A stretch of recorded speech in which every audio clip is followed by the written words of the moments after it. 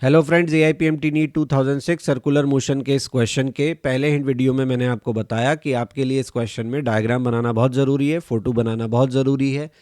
उस स्टेप के बाद ही आपको ये समझ में आएगा कि कौन से फोर्स की बात यहाँ पे की जा रही है। तो हमें समझ में आया कि जब हम लिक्विड को घुमाते हैं तो वो बाहर निकलने की कोशिश करता है, सर्कुलर पाथ से बाहर जाने की कोशिश करता है। तो जिस एंड से हमने यहाँ क्लोज किया हुआ है वो एंड उसको पुश करता है towards the centre, towards the axis of rotation. और यही फोर्स बाद में किसका काम करेगा? सेंट्रीपिटल फोर्स का। क्योंकि सेंट्रीपिटल फोर्स हम कहते किसे हैं?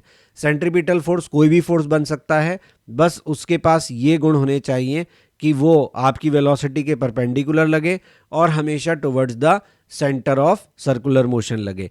तो यहाँ नॉर्मल इन दोनों रिक्वायरमेंट्स को पूरा कर रहा है, तो नॉर्मल ही यहाँ पे सेंट्रीपिटल फोर्स का काम करेगा। हम जानते हैं सेंट्रीपिटल फोर्स को हम दो तरीके से लिख सकते हैं, या तो हम इसको mv² लिख सकते हैं या हम इसको mr⍵² लिख सकते हैं। क्वेश्चन में क्या फॉर्मूला हमें यूज करना है वो डिपेंड करेगा कि क्या इन्फॉर्मेशन दिया है। तो हमें ओमेगा का इन्फॉर्मेशन दिया है तो हम mr⍵² से प्रोसीड करेंगे।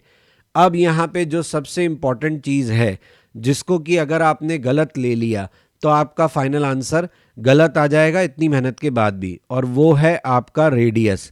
यहाँ आपको रेडियस क्या लेना है?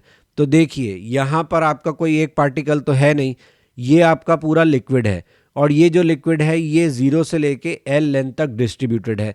तो फिर आप m मास का रेडियस यहाँ पे क्या लोगे? m मास का रेडियस आप यहाँ पे लोगे जो कि इसके सेंटर ऑफ मास का रेडियस होगा। सेंटर ऑफ मास कहाँ होगा लिक्विड का? L/2 डिस्टेंस पर। तो सेंटर ऑफ मास जिस सर्कुलर पाथ में घूम रहा है हम उसका रेडियस यहाँ पे कंसिडर करेंगे। आफ्टर नोइंग दिस फैक्ट इस क्वेश्चन में कुछ भी नहीं बचता, हमने रेडियस का वैल्यू रख दिया ω² और ये हमारा आंसर आ गया। आई होप आपको सोल्यूशन समझ आया होगा। Please like, share and subscribe my channel. Notification bell icon दबाना ना भूलें ताकि सभी इंपॉर्टेंट अपडेट्स आपको टाइम से मिलते रहें। अगर आपको मेरे सोल्यूशन टेक्स्ट फॉर्मेट में देखने हैं, हर बार वीडियो नहीं प्ले करना चाहते, तो आप मेरे ब्लॉग पर जाकर भी सॉल्यूशंस को देख सकते हैं।